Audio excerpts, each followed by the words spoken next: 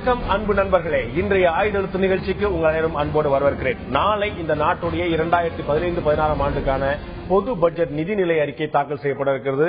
நிதிநிலை அறிக்கை தாக்கல் செய்யப்படுவதற்கு முந்தைய நாள் பொருளாதார ஆய்வறிக்கை தாக்கல் செய்யப்படுவது வழக்கமாக இருக்கிறது. பொருளாதார ஆய்வறிக்கை என்ன சொன்னால், இந்த நாட்டுடைய உண்மையான நிதி நிலைமை எப்படி இருக்கிறது என்பதை எந்த பாரபட்சம் இல்லாமல் ஆய்வாளர்கள், அதில் இருக்கக்கூடிய புள்ளியியல் துறை வல்லுநர்கள், பொருளாதார வல்லுநர்கள் செய்யக்கூடிய விஷயம் அரசியல் சார்ந்த விஷயங்கள் அல்ல. பட்ஜெட்டில் நிச்சயமாக பெருமளவில் அரசியலும் குறைந்த அளவில் பொருளாதாரம் போய்விட்டது. இந்த பொருளாதார ஆய்வறிக்கையில் முழுக்க முழுக்க ஆய்வும் அறிக்கையும் பொருளாதாரம் மட்டுமே இருக்கும். அந்த அறிக்கை தாக்கல் செய்யப்பட்டிருக்கிறது.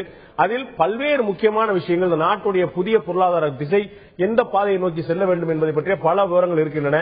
அதை பற்றி தான் இன்றைய ஆயுதத்தில் விவாதிக்க இருக்கிறோம். இந்த புதிய பொருளாதார ஆய்வறிக்கைக்கு பிறகு சரியான திசையில் தான் செல்லுமா இந்தியா, புதிய அரசுடைய பார்வை எப்படி இருக்கிறது விவாதிக்க இருக்கிறோம். அதற்கு முன்னால் நம்ம சிறப்பு செய்தியாளர் சலீம் கொடுக்கக்கூடிய கூடுதல் தகவல் என்ன இப்போது கேட்கலாம்.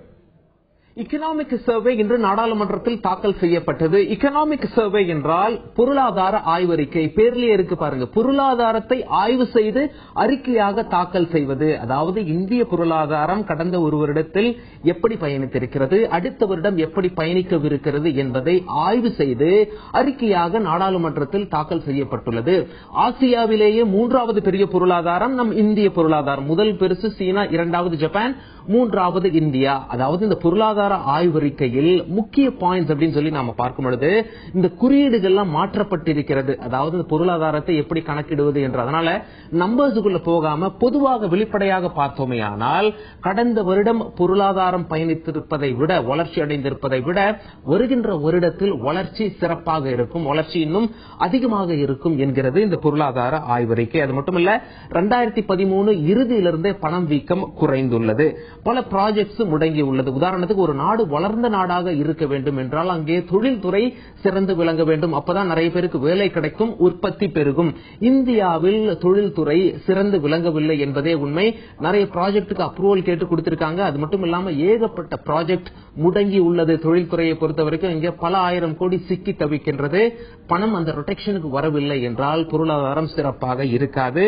பல ப்ராஜெக்ட் துவங்காமலேயே இருக்கிறது என்பது ஒரு வருத்தமான செய்தி.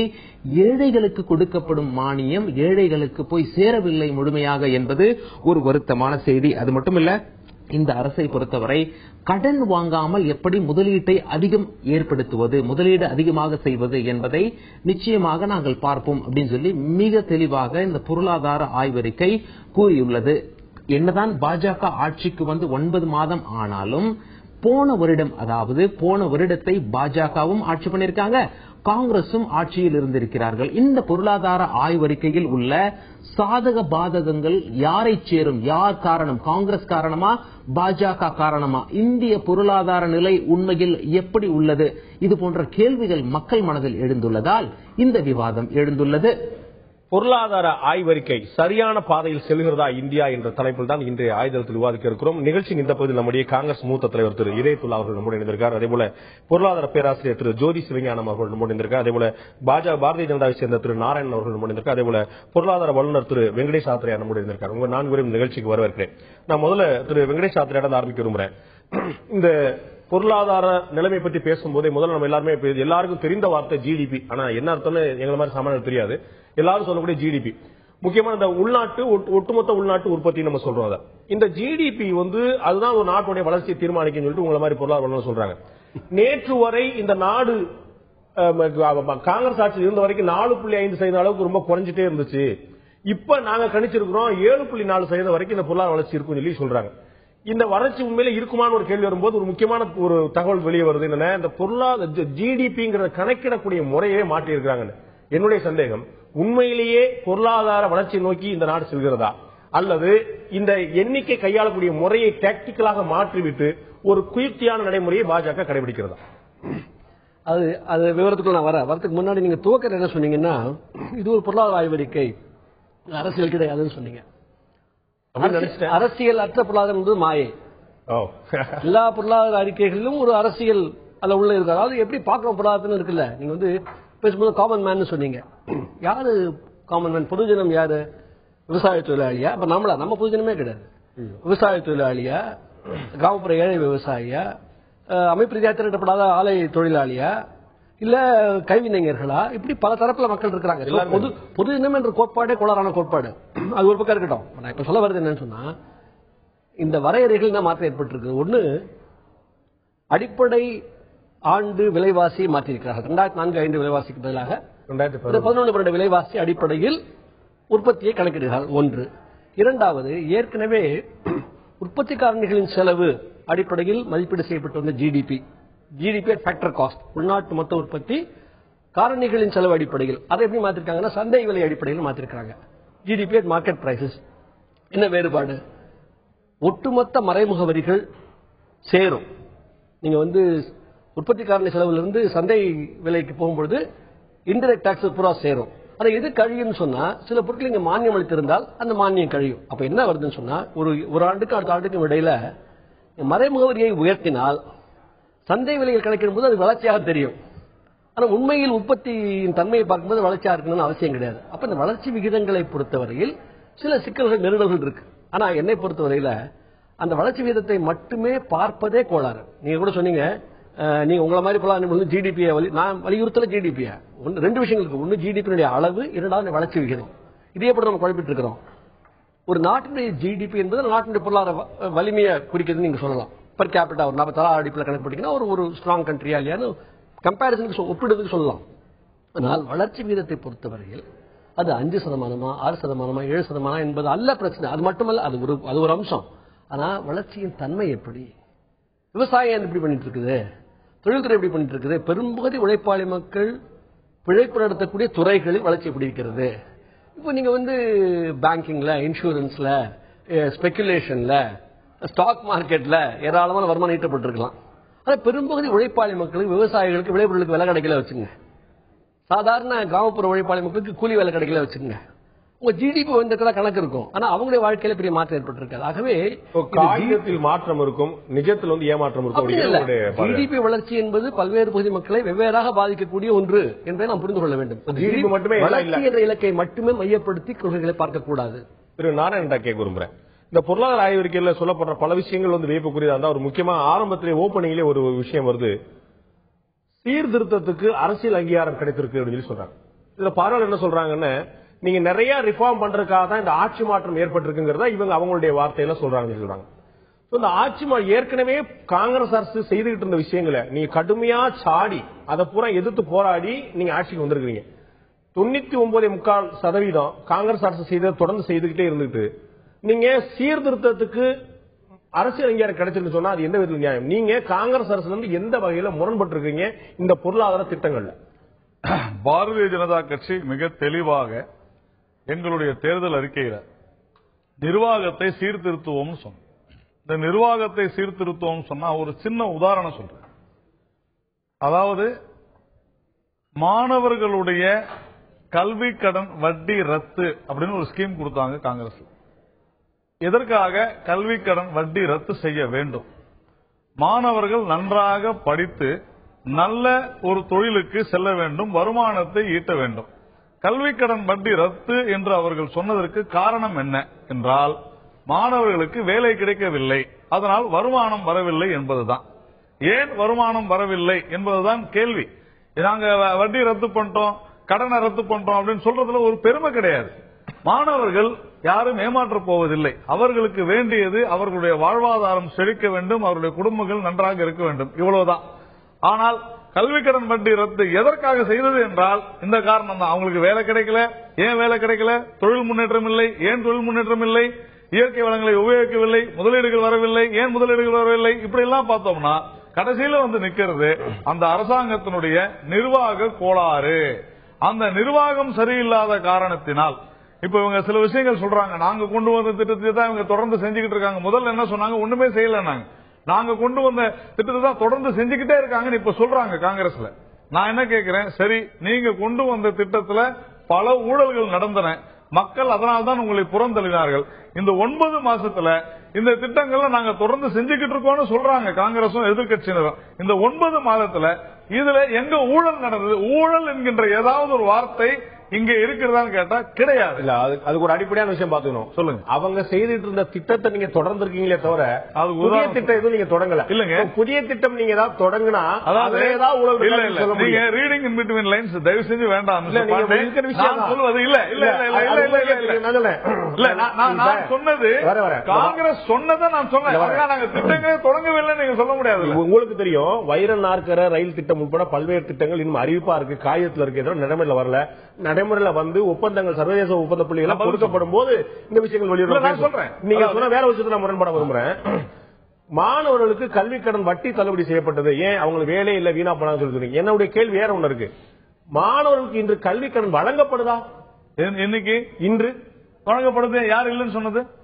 எல்லா பெற்றோர் சொல்றாங்க, எல்லா மாணவர்கள் இன்னைக்கு வந்து இல்ல இல்ல இல்ல அந்த ஸ்கீம் நாங்க க்ளோஸ் பண்றதா சொல்லிருக்கிறோமா?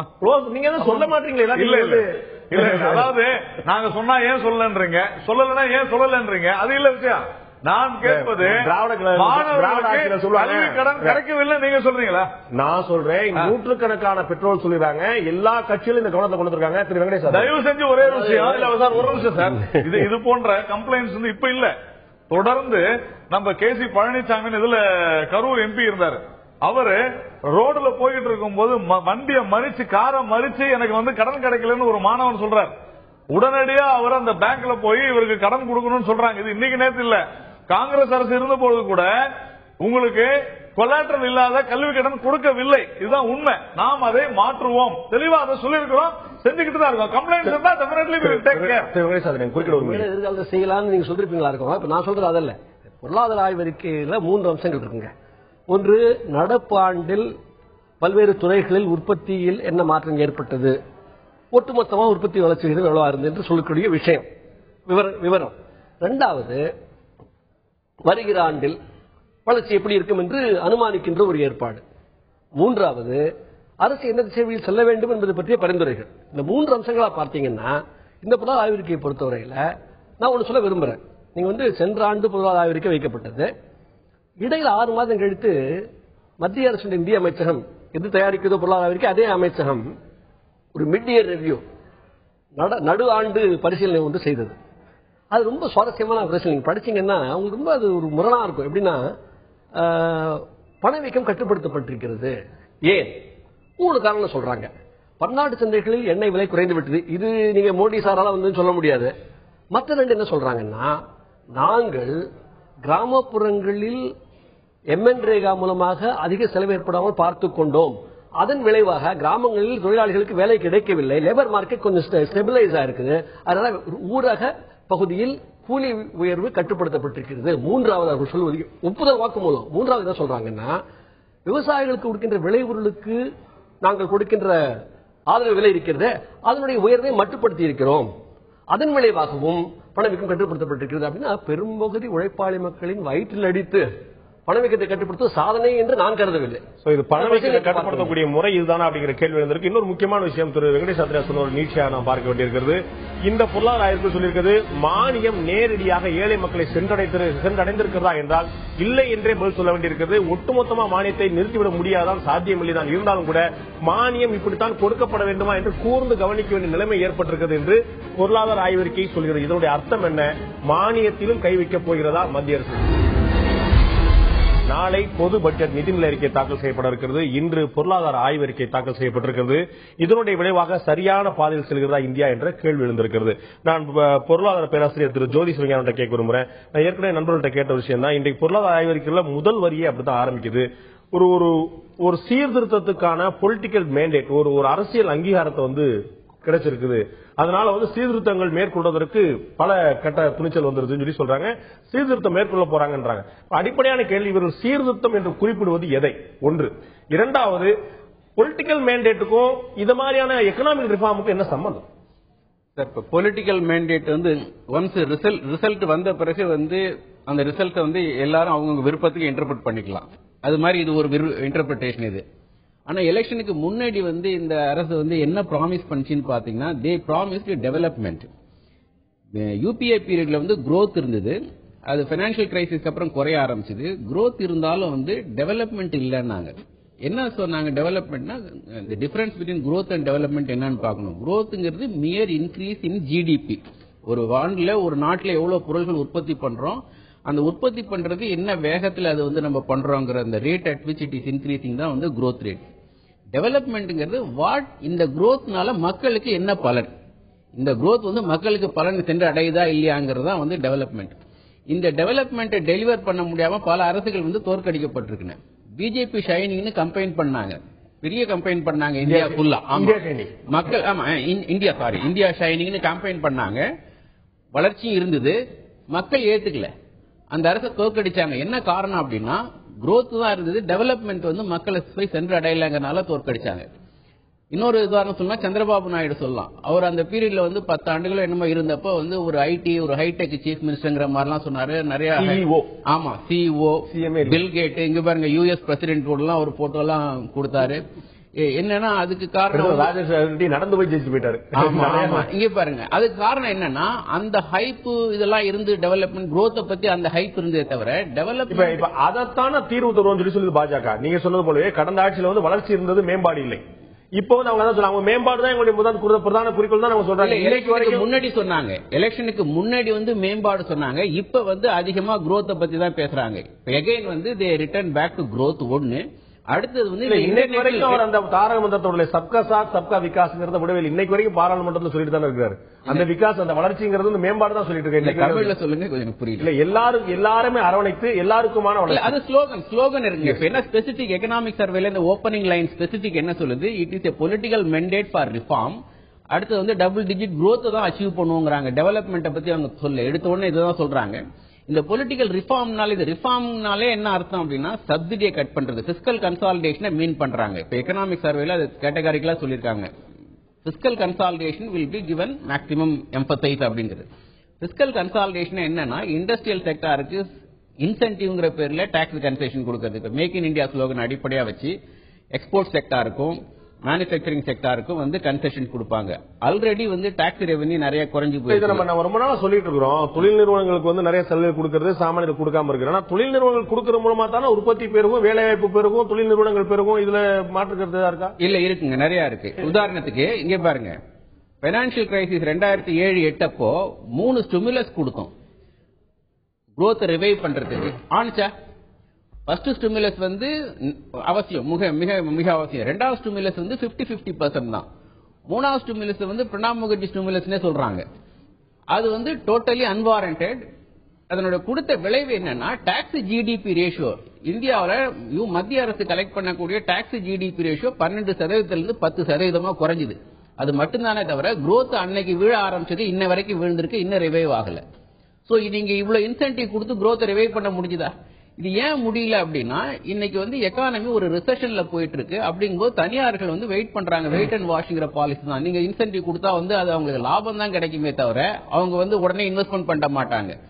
அதனால இவங்க வந்து இன்னொரு ரிஃபார்ம்ங்கிறது என்னன்னா சப்சிடியை கட் பண்றது, எக்ஸ்பெண்டிச்சர்ஸை கட் பண்றது. நான் தொடர விரும்புறேன், திரு இதயத்துலாட்ட கேட்க விரும்புறேன். மானியத்தை குறைப்பதுதான் இந்த புதிய அரசுடைய ஒரு அடிப்படை அடிநாதமா இருக்குமோ என்ற சந்தேகம் இருக்கிறது. ஆனால் இவர்கள் இன்று அதை தொடர்ந்தாலும் கூட இதற்கான வித்திட்டது, இதற்கான அடிப்படை விதையை போட்டது காங்கிரஸ் தான் அப்படின்னா நீங்க மறுப்பீங்களா? இந்த நேரடி மானிய திட்டம் அவர்கள் இன்று சீரும் சிறப்பாக அமல்படுத்திய திட்டம் வந்து ஒரு கேம் சேஞ்சர் அப்படின்னு திரு ப. சிதம்பரம் அவர்கள் சொல்லி பெருமைப்பட்டுக்கிட்டார். அதை உருவாக்குனது நீங்க தான். அதாவது சகோதரர் வெங்கடேஷ் அவர்களும் ஜோதி அவர்களும் இந்த growth பற்றியும் மேம்பாடு பற்றியும் தெளிவா விளக்குனாங்க.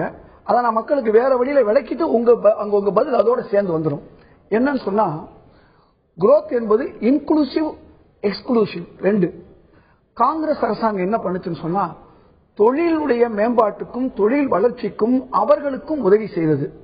அதே நேரத்தில் விளிம்பு நிலை மக்கள் பாதிக்கப்படக்கூடாதுன்னு தான் உணவு கட்டுப்பாடு, அதாவது உணவு பாதுகாப்பு சட்டத்தையும் கிராமப்புற வேலைவாய்ப்பு அந்த சட்டத்தையும் கொண்டு வந்து அந்த ஏழை எளிய மக்களும் பாதிக்க கூடாதுன்னு சொல்லி, அதாவது ரெண்டு புறம் இன்க்ளூசிவ் growthங்கிறது.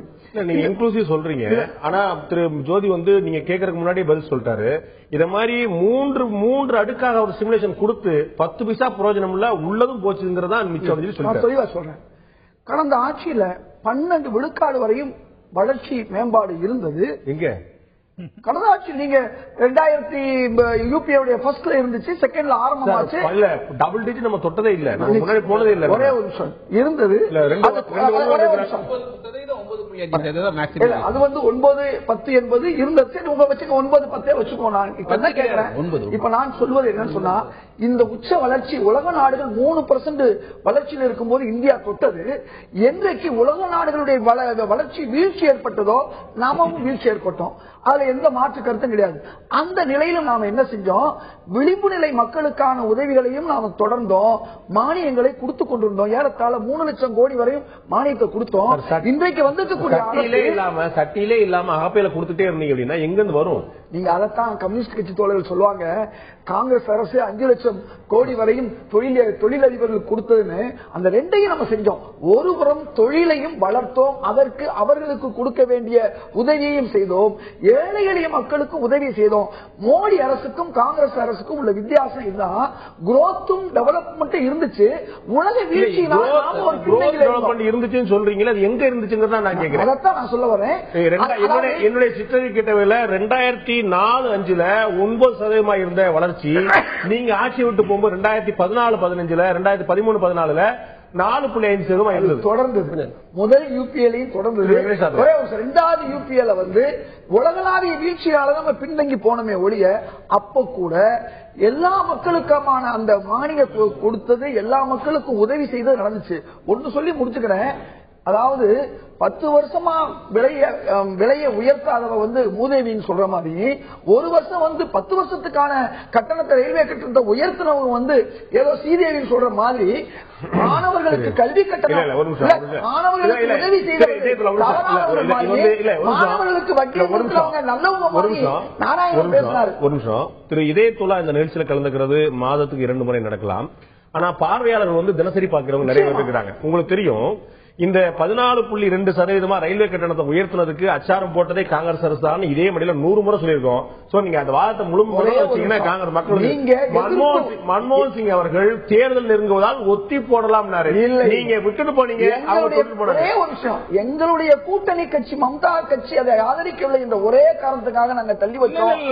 நீங்க மறந்துடக்கூடாது. இன்னைக்கு கூட்டணி கட்சியை மதிக்கல,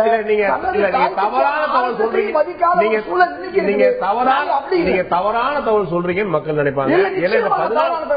என்னுடைய தகவல் மக்களுக்கு நன்றாகவே தெரியும். இந்த ரயில் கட்டணத்தை உயர்த்துவதற்கு அச்சாரமிட்டது முந்தைய அரசு.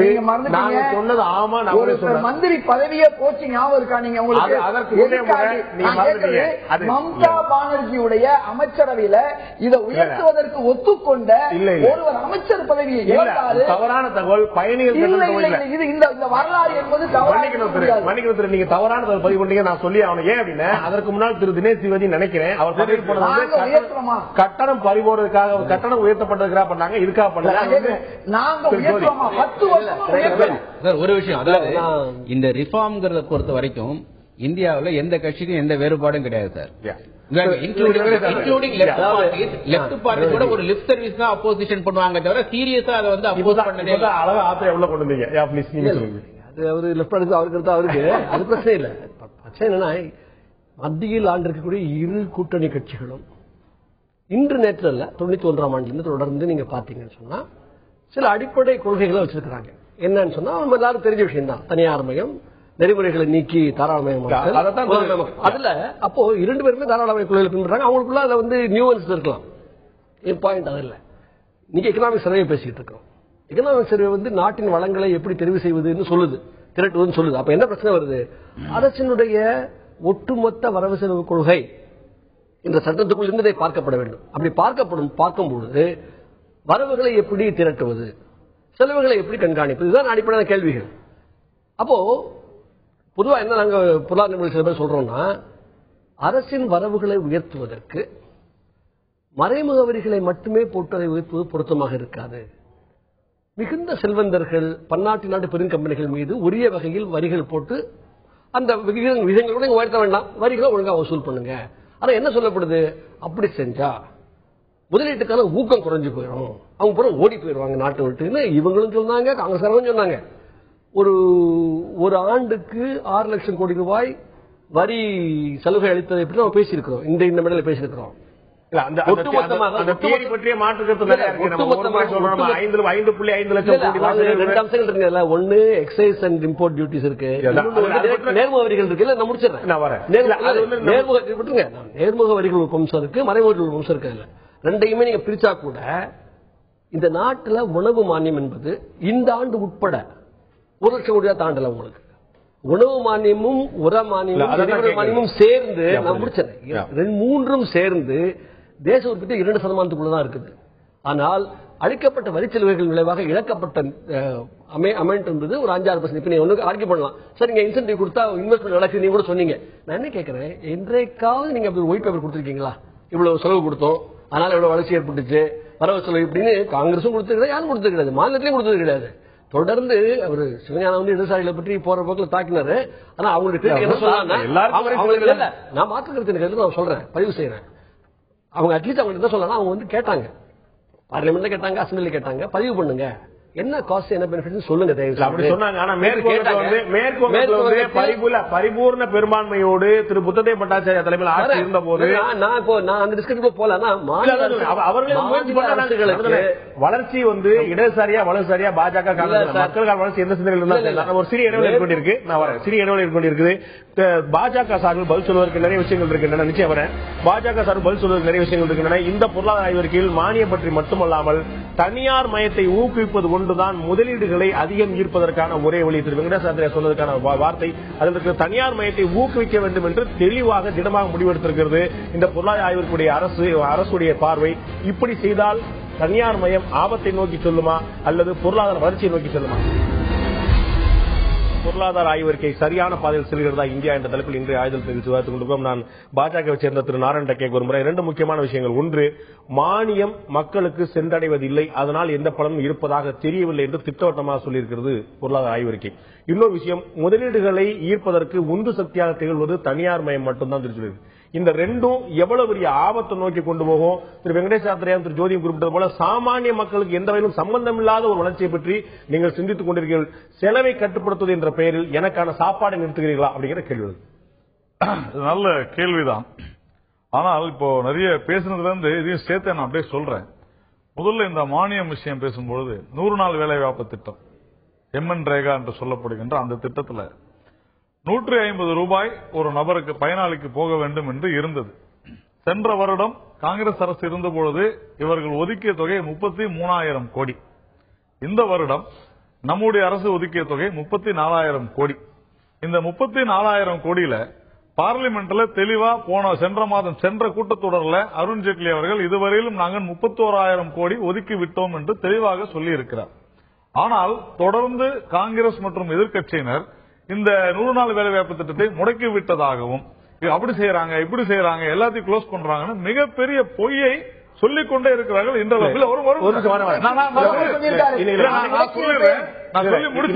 இன்னைக்கு பிரதமர் வந்து முடக்கல, நாங்க மாற்றம் தான் செஞ்சிருக்கோம் தவிர முடக்கல சொல்லிருக்காங்க. நான் வந்து கேட்கறது மானியம் பற்றி. இன்னைக்கு நான் வரேன் சார், நான் வரேன். அதாவது 150 ரூபாயில மானியம் வந்து 50 ரூபாய் தான் போய் பயனாளிகளுக்கு சேர்வதாக சென்ற பிரச்சாரத்தில் அது மானியமே இல்லைங்க. நான் ஒரு நிமிஷம் என்ன நான் உங்கள்கிட்ட முதல்ல என்ன சொன்னேன், சார் சொன்னாரு இந்த 100 நாள் வேலை திட்டத்தை முடக்கிட்டாங்க அப்படின்னு சொல்லி சொன்னார். அதுக்கு நான் பதில் சொல்லி ஆகணும். ஏற்கனவே தொடர்ந்து இது போன்ற விஷயங்கள் வந்துகிட்டு இருக்கு. அந்த 50 அடுத்தது மானியத்துக்கு வரேன். நீங்க இந்த எல்பிஜி சிலிண்டர்ல இருந்து எல்லாத்துக்குமே வரேன். நான் பேசுறது 100 நாள் வேலை வாய்ப்பு திட்டத்துல 50 ரூபாய் தான் போய் சேருது. மீதி இருக்கிற 100 ரூபாய் யாருக்கு போகுதுன்னு தெரியல. காங்கிரஸ் தொடர்ந்து சொல்லிக் கொண்டிருந்தார்கள் இது வந்து மாநில அரசாங்கம் தான் செய்யணும், எங்களுக்கு ஒன்றும் தெரியாதுன்னுட்டாங்க. அதை தவிர உற்பத்தி செலவுன்னு ஒரு 80 ரூபாய், அதை தவிர நிர்வாக செலவு 25 ரூபாய், 255 ரூபாய் செலவு பண்ணி ஒருத்தருக்கு 50 ரூபாய் போய் சேருது. மீதி பணம் என்ன ஆகுது? இதுதான் கேள்வி. இதை நாம தடுக்கணுமா வேண்டாமா? இதை தடுப்பதற்கு உண்டான முயற்சிகளில் நாங்கள் ஈடுபடுகிறோம் என்று சொன்னால் காங்கிரசும் எதிர்க்கட்சியினரும் எதற்காக இதை தடுப்பதற்கு உண்டான வேலைகளை ஈடுபடுகிறார் என்பதுதான் மிகப்பெரிய கேள்விக்குறி. நாம 34,000 கோடியில 6,000 கோடி தான் சேருது. இல்ல நமக்கு வேற விஷயங்கள் நிறைய பேச வேண்டாமா? அதுல டிஸ்பியூட் பாயிண்ட் அவங்க பேசும் பொழுது 100 நாள் வேலை வாய்ப்பு திட்டத்தை முடக்கிட்டாங்கன்னு சொல்லுங்க. நான் தான் உங்களுக்காக சொல்றேன், பிரதமரே நாங்க முடக்கல மாற்றிருக்கோம் சொல்லிருக்காரு. ஓகே, பிரதமர் நான் பொருளாதார ஆய்வறிக்கையில மானியத்தின் மீது கை வைக்கணும்னு தெளிவா சொல்லியிருக்குது. தனியார் மயம் தான் ஒரே கதைன்னு சொல்லி சொல்லியிருக்கேன். இப்ப நான் வரிசையா சொல்றேன், ரேஷன் கடையில இன்னைக்கு வந்து அரிசி கிடையாது அப்படின்னு சொல்லி நீ போய் வெளியே சந்தையில் வாங்கிக்கணும்னா நான் எங்க போய் இவ்வளவுதான். சரி, பரவாயில்ல. அதாவது உத்தரப்பிரதேசத்துல பாத்தீங்கன்னாக்கா 5 லட்சம் கோடி அளவுக்கு 10 வருடங்கள்ல நீங்க சொல்ற அந்த பிடிஎஸ் சிஸ்டம்ல மிகப்பெரிய ஊழல் நடந்து இதுவரையிலும் கிட்டத்தட்ட 175 கேஸ் போட்டிருக்கிறாங்க உத்தரப்பிரதேசத்துல மட்டும். தொடர்ந்து அங்கு மக்களுக்கு செல்ல வேண்டிய, மக்களுக்கு கொடுக்க வேண்டிய மானிய பொருட்கள் அத்தனையுமே கொள்ளையடிக்கப்பட்டுக் கொண்டிருக்கின்றன. இந்த நாட்டிலேயே 2 மாநிலங்கள், ஒன்று தமிழ்நாடு, இன்னொன்று சத்தீஸ்கர், இது ரெண்டும் தான் மாடல் ஃபார் பிடிஎஸ். அது ஒன்றும் சந்தேகம் வேற யார்ட்டையும் போல உங்கள்ட்ட கேட்கிற ஒரு சின்ன உதாரணம். நீங்க வந்து ஊழல் நடக்குது, அதனால இது வந்து சீர்திருத்தம் பண்ணணும். எத்தனை சதவீதம்? 100% ஊழல். ஒருத்தர் டிராயரத்தை வந்து 1 லட்சம் ரூபாய்க்கு உள்ள வச்சாரு, டிவி கேமரா எல்லாம் முன்னாடி. அப்ப என்ன செய்யணும்? அரசியல்வாதிகள் சுட்டு தள்ளிடுமா? ஒருத்தர் ஊழல் பண்ணாருன்னா அவரை கைது பண்ணி சொல்றீங்க. இல்ல, நீங்க தவறா சொல்றீங்க. ஊழல் என்பது கரையானை போல பரவி இருக்கிறது. அத நீங்க 9 மாசத்துல நீ ஏன் செய்யல, உடனே செய்ய வேண்டியது கேட்க முடியாது. கேட்கவில்லை. அதற்குண்டான வேலைகள்ல நாங்க கேட்கறது ஊழல்வாதிகளை கைது செய்யாதீங்கன்னு சொல்ல. நீங்க என்ன சொல்றீங்க? இந்த பிடிஎஸ் சிஸ்டத்துல பொது விநியோக திட்டத்துல ஊழல் இருக்குன்றீங்க. பொது விநியோக திட்டத்துல ஊழல் இருந்தா அதை சரி பண்ண முயற்சி பண்ணீங்களா, நிறுத்த முயற்சி பண்ணீங்களா? எங்க நிறுத்தினாங்க? நீங்க எங்களுக்கு சொல்லுங்க, இந்த இடத்துல இதை நிறுத்திட்டாங்க. இல்ல, நான் சொல்றேன், துவக்கத்தை சொன்னது போல நேரடி மானிய திட்டம் விபரீதமான சாமானிய மக்களை விபரீதம் விளையாட சொல்லி பிரகாஷ் ஜவடேகர், நரேந்திர மோடி, ஆனந்த்குமார் 3 பேர் சொல்லியிருக்காங்க தேர்தலுக்கு முன்னாடி வரைக்கும். இன்னைக்கு அதுதான் உங்களுடைய பிரதான நோக்கமா இருக்கு. நீங்க கேட்கறது சரியான விஷயம் தான். நீங்க கேட்கறது ரேஷன் பொருள் கேட்கறது சார் நேர தரமாட்டோம் சொல்றது. நீங்க கேட்கறது சரியான விஷயம் தான். நான் என்ன சொல்றேன், கெரோசின் எடுத்துங்க. அந்த ரேஷன் பொருட்கள்ல ஒரு கெரோசின், இதுல 42% கம்ப்ளீட்டா இது வந்து அடல்டரேஷன் ஃபார் டீசலுக்கு போகுதுன்னு ஒரு ஆய்வு, இதே ஆய்வுல கூட சொல்லிருக்காங்க. அப்போ கண்டிப்பா சொல்லிருக்காங்க. அப்போ ஒரு ஆளுக்கு பல ரேஷன் கார்டு வச்சு அதுல கெரோசினை வாங்கி டீசல் அதை மாத்துறாங்க. இதை தடுக்க வேண்டுமா வேண்டாமா? அப்போ உண்மையாக யாருக்கு போய் சேர வேண்டும்? இன்னைக்கு இதே பிரதமர் நீங்க சொன்னது, பிரதமர் அதையும் சொல்லியிருக்கார். உண்மையிலேயே நீங்க பேசும்போது நான் குறுக்க பேசுறேன், பேசுங்க, அதை பத்தி இல்ல. நீங்க 10 வருஷம் ஊழல் பண்ணி இந்த நாட்டுடைய இருக்கிறீங்க. பேசுறதுக்கு உங்களுக்கு உண்மையிலேயே அருகதே கிடையாது. தவறான விஷயம். நீங்க பேசும்போது நான் குறுக்க பேசுறேன்னா நீங்க குறுக்க பேசுறீங்க. இல்லைங்க, நான் என்ன சொல்றேன், தினேஷ் திரிவேதி வந்து அவர் மினிஸ்டரா இருக்கும்போது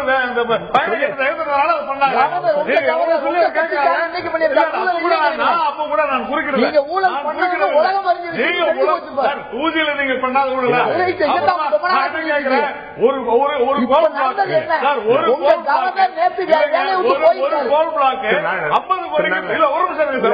உங்களுக்கான நேரத்தை நீங்க தான் வீணடிக்கிறீங்க. உருப்படியான விஷயத்துக்கு வந்துட்டோம்னா, இதனால காங்கிரஸ் பத்தி நம்ம நிறைய பேசியாச்சு. அவங்க 10 வருஷம் இருந்தபோது பேசியாச்சு. இல்ல, பாஜக பத்தி பேசுவோம். சார், நான் சொல்றேன், 50 கோடி ரூபாய்க்கு ஒதுக்கப்பட்ட ஒரு கோல் பிளாக் இன்னைக்கு 870 கோடி ரூபாய்க்கு ஆக்ஷன்ல போயிருக்கு. 204 கோல் பிளாக் டோட்டலா இருக்கிறதுல 19 கோல் பிளாக்ல இன்னைக்கு 66,000 கோடி ஏலம் போயிருக்குது. இதுக்கு காரணம் யாரு? எப்படி வந்து காரணம் வந்து முதலீடு வருதா இல்லையா? நீங்க விவாதம் டைவர்ட் பண்றீங்க. இருந்தாலும் நீங்க எழுப்பின கேள்வி நான் பதில் சொல்ல. முதலீடு வருதா இல்லையா? புரிஞ்சுங்க. நேத்து வந்து நான் செல்போனுக்கு வந்து பேசுறதுக்கு இன்கமிங் கால்க்கே காசு கொடுத்துட்டு இருந்தேன். சரி, நேத்து. இன்னைக்கு வந்து நான் ஓசில இன்கமிங் கால், அதனால பாஜக சாருங்க யாரு கிடையாது. டெலிகாம் டென்சிட்டி கூடுது, இது சாத்தியமா? நீங்க டெலிகாம் வேற, கோல் வேற, நீங்க மாத்தி பேசுறீங்க. நீங்க அதே டெலிகாமுக்கு வாங்க.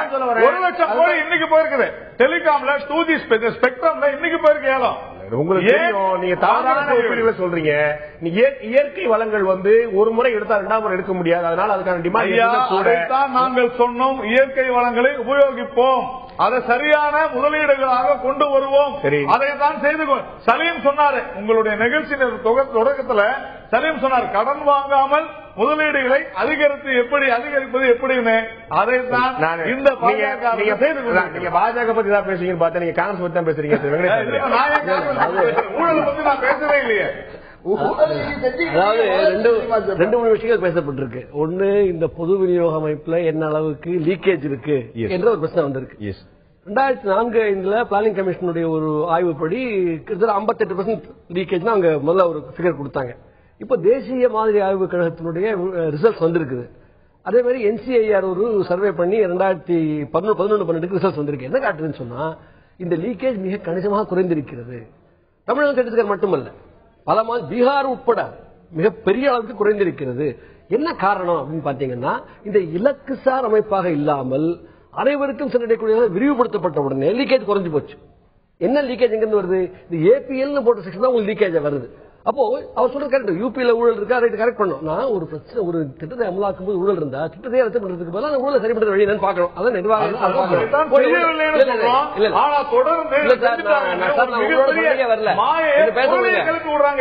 பேச விடுங்க. அதாவது எம்என்ரேகா பற்றி நண்பர் சொன்னாரு, 33,000 கோடிக்கும் 34,000 கோடிக்கும் எவ்வளவு வித்தியாசம்? 3%.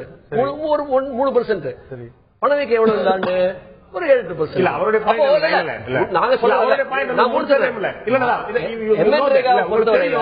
அவங்க சொன்ன பாயிண்ட் வந்து நாங்க மூடல. நான் துவக்கத்தில் பேசும்போது என்ன சொன்னேன்னா, அனைத்து இந்தியா முழுமைக்கும் பொருத்தமான சட்டமாக இருந்த சட்டம், அது திட்டம் அல்ல, ஊரக வேலை உறுதி சட்டம். அப்போ ஒவ்வொரு ஊரக பகுதியிலும் ஒரு குடும்பம் வேலை கேட்டால் ஒரு நாளுக்கு 100 நாள் கொடுக்கணும் சட்டம் சொல்லுது. நீங்க ஒரு 1200 பிளாக் தான் பண்ணுவோம், 2000 பிளாக் அப்படின்னு முடிவு பண்ணி, ராஜஸ்தான் அரசு பரிந்துரை செய்து அனுப்பி இருக்கிறது. இது தீவிரமாக விவாதிக்கப்படுது. எங்களுக்கு தெரியும், நான் சாந்தகுமார் கமிட்டி ரிப்போர்ட் படிச்சு நான் வரேன். அதனால நான் முந்தானத்து டெல்லியில அந்த இஷ்யூல இந்த கன்சல்டேஷன்ல இருந்தோம். நாங்க பரவாயில்ல என்ன சொல்லப்படுதுன்னா, அறிக்கையில பிரச்சனை என்ன அப்படின்னா நேரடியா போய் கொடுத்துருவோம் அப்படின்னு சொல்லிட்டு இருக்காங்க. இது எவ்வளவு சாத்தியமா இருக்கும்? என்ன ஆகும்? அதான் திரு ஜோதி பாத்தீங்கன்னா இன்னைக்கு அரிசி வந்து இன்னைக்கு ₹1 தமிழகத்துல வந்து ஓசி கொடுக்குறாங்க, விலையில்லா அரிசி கொடுக்குறாங்க. மற்ற ₹2, ₹3, ₹6. நான் சொன்ன சந்தை விலையை வந்து நீங்க கொடுத்துறீங்கன்னா சந்தை விலை எப்படி கொடுக்க முடியும்? ஒவ்வொரு சந்தை விலையும் ஒரு மாதிரி மாறும். நாளைக்கு அந்த சந்தை விலை ஏறி இறங்கும்போது எப்படி வந்து நேரடி மானிய திட்டம் அப்படிங்கிறது மானியத்தை காலி பண்ணுவதற்கான முயற்சி தான் மறுக்க முடியுமா? அதுதான் சார், அது அங்க மானியத்தை குறைக்கணுங்கிறதா இவங்களோட அடிப்படை நோக்கம். நேரடினா இங்க பாருங்க, இப்ப இந்த ஆதார் கார்டு சொல்லிருக்காங்க 20% வந்து இந்த பிங்கர் பிரிண்டே சரியில்லைங்கிறாங்க. ஒர்க்கர்ஸ் ஹார்ட் ஒர்க் பிங்கர் பிரிண்ட்ஸே சரியில்லைங்கிறாங்க. அப்படிங்கும்போது அவங்களால வாங்க முடியாது. நிறைய பேர் இப்ப நான் போய் பார்த்துட்டு நிறைய பேர் கஷ்டப்பட்டு இருக்காங்க. ஆதார் அட்டைங்கிறது மேண்டேட்டரியா இல்ல, இது மாதிரி ப்ராசஸ்ல வந்து அது எல்லாருக்கும் ரீச் ஆகாமையே அவங்களுக்கு வந்து எக்ஸ்பெண்டிச்சரை கட் பண்ண முடியும். இன்னொன்னு திட்டங்கள் வந்து நாளைக்கு வளர முடியும். பாத்துங்க, ஆதார் அட்டை வந்து நாளைக்கு கொண்டு வர முடியும். நான் சொல்ல இப்ப இன்னைக்கு வந்து அனைவருக்குமான வங்கி கணக்கு திட்டம் துவக்கி சக்சஸ்ஃபுல்லா கொண்டு போயிட்டு இருக்காங்க. அது நாளைக்கு வந்துருமா? நான் சொன்னேன் வங்கி கணக்கு ஆதார் அட்டை செல்லுபடியாதாங்கிறது இல்ல மேட்ரு. மானியம் குறைக்கப்பட்டால் சாமானியருக்கான நிலைமை என்ன? இதுதான் கேள்வி. இல்ல, குறைக்கப்படக்கூடாதுங்க. சாமானியர்கள் பாதிக்கப்படுவாங்க. அடுத்தது இந்த நேரடி மானியத்துக்கு வந்தீங்கனாலே அதுலயே பிரச்சனை இருக்கு, அதுலயே மக்கள் பாதிக்கப்படுவாங்க. எப்படின்னா, இப்ப உதாரணத்துக்கு சொல்றேன், ஒரு சாதாரண ஒரு ஏழை குடும்பத்துல அரிசியா கொடுத்தீங்கன்னா அவங்க சமைச்சு சாப்பிடுவாங்க, பெண்களும் குழந்தைகளும். பணமா கொடுத்தீங்கன்னா ஒரு ஆண் வந்து அதை அடிச்சு பிடிங்க சாராய கடைக்கு எடுத்துட்டு போனா என்ன செய்வீங்க? சாராய கடையை மூடுங்க, அரிசி சாப்பிடாத வாழ்ந்துருவாங்களா மக்கள்? என்ன சார் நீங்க அவ்வளவு தூரம் போறீங்க. மத்திய பிரதேச சாராயத்தை மூடிட்டீங்களா? இங்க பாருங்க,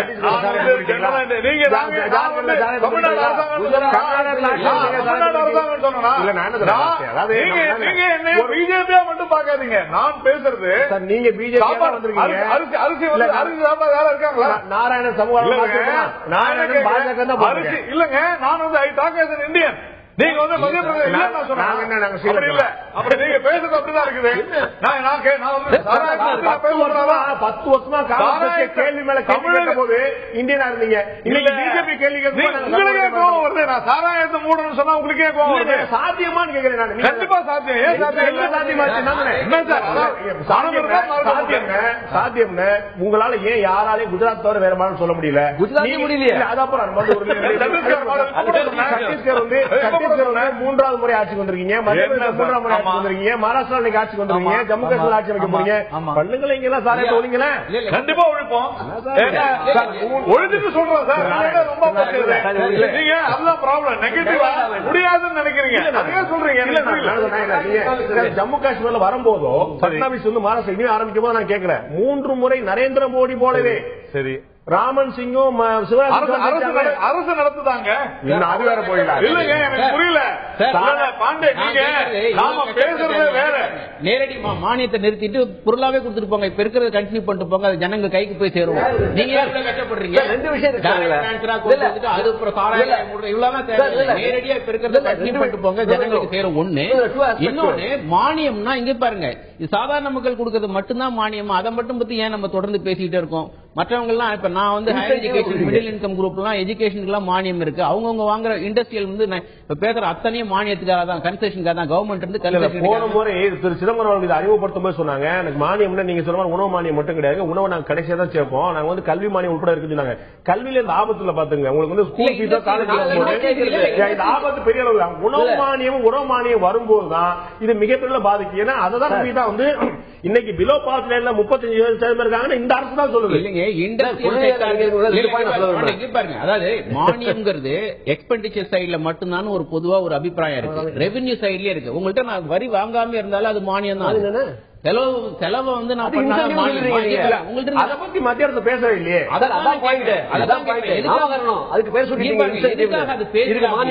இந்த பட்ஜெட்டே வந்து இண்டஸ்ட்ரியல் செக்டாருக்கும் ஃபாரின் இன்வெஸ்டர்ஸ்க்காகவும் அட்ரஸ் பண்ற மாதிரியே பண்றாங்க. இந்த பிஸ்கல் கன்சால் இதுல வந்து பிரைவேடைசேஷன் மூலியமா தான் வளர்ச்சி வரும். ஒன்னு பிஸ்கல் கன்சாலிடேஷன், ரெண்டு. இது ரெண்டையும் முக்கியத்துவம்.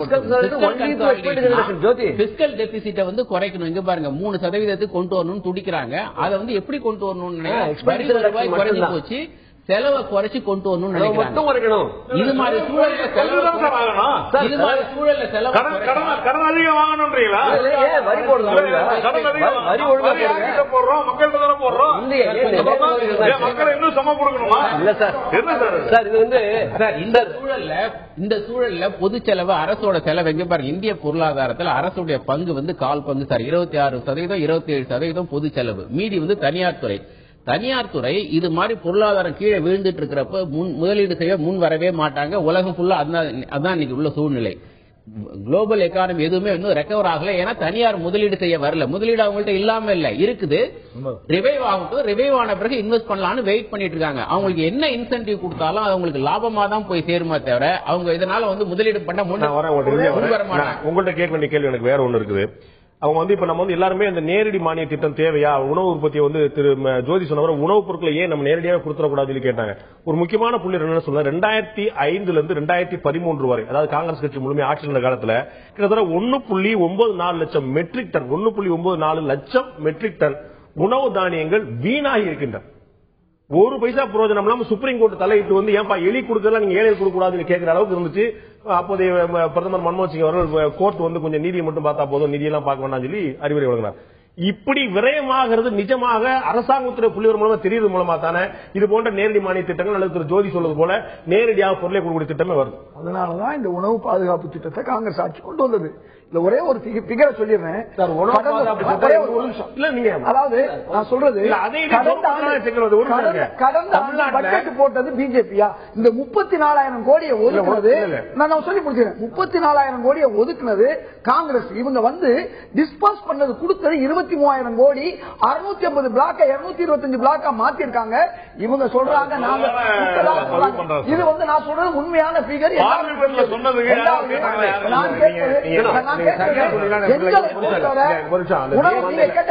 தேசிய ஊரக வேலைவாய்ப்பு திட்டத்தை பொறுத்த அளவுக்கு அவங்க ஒரு உத்தரவு கொடுத்திருக்காங்க. பார்த்தாதான் அடுத்த வருஷம் சொல்ல முடியும்.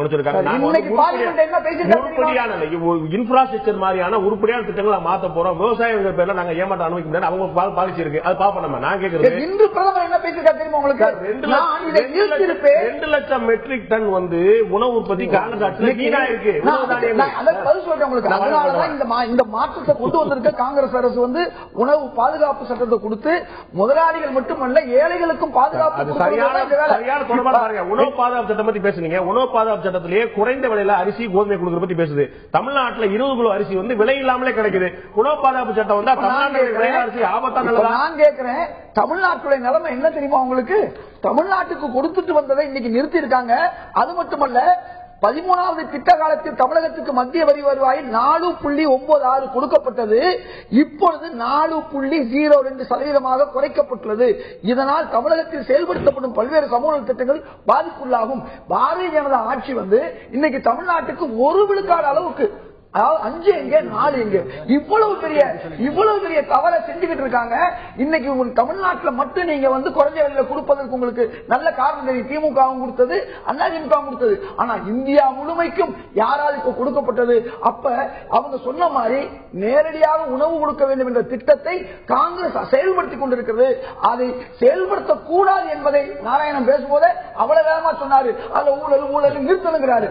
அதனால இன்னைக்கு முக்கியமான விஷயம் என்னன்னா, இந்த வளர்ச்சியும் மேம்பாடும் இந்த ரெண்டையும் உள்ளடக்கிய இன்க்ளூசிவ் growth நாங்க கொடுத்தோம். அவங்க அதை செய்யாம நாளைக்கு என்ன நடக்க போகுது தெரியுமா? ஒரு கேள்வி இருக்கு எனக்கு. மத்திய அரசு இப்ப ஒரு முடிவு எடுத்திருக்கதா? திரு திருமாவளவன் ஒரு அறிக்கை கொடுத்திருக்கிறாரு. பின்தங்கிய மாவட்டங்களுக்கு நாடு முழுக்க ஒதுக்கப்பட்டுக் கொண்டிருந்த நிதி 2006ஆம் ஆண்டிலிருந்து காங்கிரஸ் ஆட்சி ஒதுக்கப்பட்ட நிதி இந்த ஆண்டு நிறுத்தப்பட்டிருக்கிறது. ஆமா, மாவட்டங்களுக்கு தமிழ்நாடு இந்தியா முழுக்க 250 மாவட்டங்களுக்கு நிறுத்தப்பட்ட உதவி நம்ம ஊர்ல கடலூர், திருவண்ணாமலை, திண்டுக்கல் உள்ளிட்ட விழுப்புரம் உள்ளிட்ட பல மாவட்டங்கள் இந்த நிதி வழங்கப்பட்டது. நாடு முழுக்க 250 மாவட்டங்கள் ஒதுக்கப்பட்டது. இது இந்த முறை நிறுத்தப்பட்டிருக்கிறது. கடந்த ஆண்டு தமிழ்நாட்டில் இந்த 5 மாவட்டங்கள் 6 மாவட்டங்களுக்கு மட்டுமே 110 கோடி ரூபாய் வரைக்கும் ஒதுக்கப்பட்டிருந்தது. இந்த முறை நிறுத்தப்பட்டிருக்கிறது. இந்த டிசிஷன் செலவினங்களை குறைப்பதற்கான வழின்னு பாக்குறதா, இல்லாட்டி பின்தங்கிய மாவட்டங்களை கைவிடுறதா பாக்குறதா? அதாவது ஒரு ஒட்டுமொத்த பட்ஜெட்ல அந்த 110 கோடி பத்தி பேச சொல்லாதீங்க. நான் முடிச்சிடறேன். அதாவது இந்த பிரச்சனையில என்னன்னு சொன்னா, அரசுக்கு அப்பாற்பட்டு நான் கத்துக்க சொல்ல விரும்புறேன், டைம் கொடுத்தீங்கன்னா. ஒண்ணு என்னன்னு சொன்னா, இப்ப நீங்க பிடிஎஸ் பற்றி பேசணும். பிடிஎஸ் தனியா பார்க்க கூடாது. பிடிஎஸ் சேர்த்து பார்க்கணும், கொள்முதலை சேர்த்து பார்க்கணும். பிடிஎஸ் மூலமாக நான் விநியோகம் பண்றோம், விவசாயிகள்ட்ட கொள்முதல் பண்றோம். இந்த மாண்டே கால்வாயில இருந்து இன்னைக்கு இருக்கிற ஆட்களுக்கு என்ன சொல்லிட்டு இருக்காங்க எக்கானமிஸ்ட், இதெல்லாம் பண்ண வேணாம், கடையில வாங்கிக்கிட்டோம், விவசாயிகளும் கொள்முதல் செய்ய வேண்டாம், அவன் பொழைச்சுக்கிட்டோம் சாவட்டும். சரி கிடையாது. கொள்முதலும் பொது விநியோகம் இணைந்தது.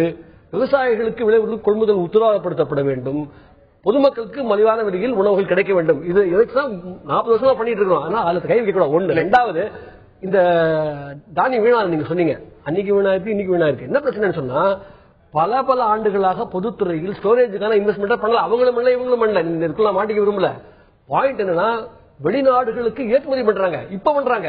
நான் என்ன கேட்கிறேன், இந்தியால நான் முடிச்சிடறேன், இந்தியால ஏராளமான மக்கள் இன்றைக்கும் பசியில் இருப்பதாக விவரங்கள் இருக்கு. ஒரு 60 மில்லியன் டன்னை கையில வச்சிட்டு இருக்கிறீங்களா? ஏன் நீங்க விநியோகம் பண்ணக்கூடாது? மார்க்கெட்ல ஓபன் மார்க்கெட்ல கொடுக்க கூடாது? ஏன் எக்ஸ்போர்ட் பண்றீங்க? சார் சொன்ன தேசிய ஜனநாயக கூட்டணி இருந்த போது, வாஜ்பாய் அவர்கள் பிரதமராக இருந்த போது, நாம் அந்த எக்ஸ்ட்ரா இருந்த அந்த உணவு தானியங்களை ஏற்றுமதி செஞ்சோம். மன்மோகன் சிங் கிட்ட சொன்ன போது முடியாதுன்னு சொன்னாரு. அது வேஸ்டா போச்சு, வீணா போச்சு. நீங்க சாக்கடையில போச்சு. இதுதான் உண்மை. செய்யக்கூடாதுங்கிற பொதுமக்கள்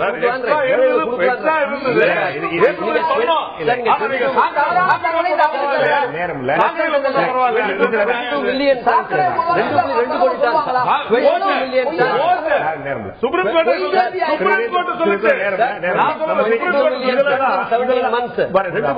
முக்கியமான கொள்கை மாறுபடியது. உணவு தானியங்களை ஏற்றுமதி செய்வதா, ஏழைகள் கொடுப்பதா அப்படிங்கிறதா பொருளாதார திட்டம். இந்த அரசுடைய திட்டம் எப்படி இருக்கு பார்க்க முடியும். இந்த திட்டங்கள் அடிப்படையில் தான் மக்கள் அந்த அரசை ஏற்பதும் மறுப்பதுமா இருக்கிறார்கள். மக்களுடைய பார்வையில் இந்த நேரடி மானிய திட்டம் பலனளிக்கக்கூடியதா இருக்கிறதா, பலன் அளிக்காதா? நேரடி மானிய திட்டம் பற்றி மக்கள் என்ன நினைக்கிறார்கள் இப்போது பார்க்கலாம்.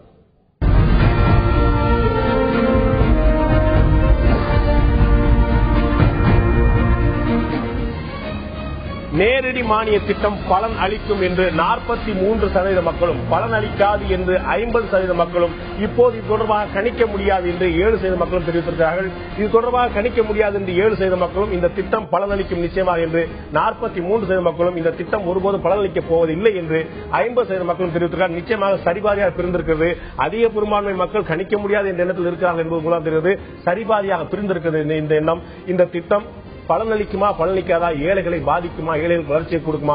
பொருளாதார வளர்ச்சி பார்க்க வேண்டியிருக்கிறது. திரு இதயத்துல்லா சொன்னது போல, வளர்ச்சி என்பது ஏழைகளையும் செல்வந்தர்களையும் தொழிலதிபர்களையும் தொழிலையும் அனைத்தையுமே உள்ளடக்கியதாக இருக்க வேண்டியது. ஒரு பக்கம் மட்டுமே இருந்தால் அது வளர்ச்சி இல்ல, வீக்கமாகத்தான் இருக்க முடியும். இந்த நிகழ்ச்சியில் கலந்து கொண்டு கருத்திருந்த விருந்தினர்கள் 4 பேருக்கும் நன்றி.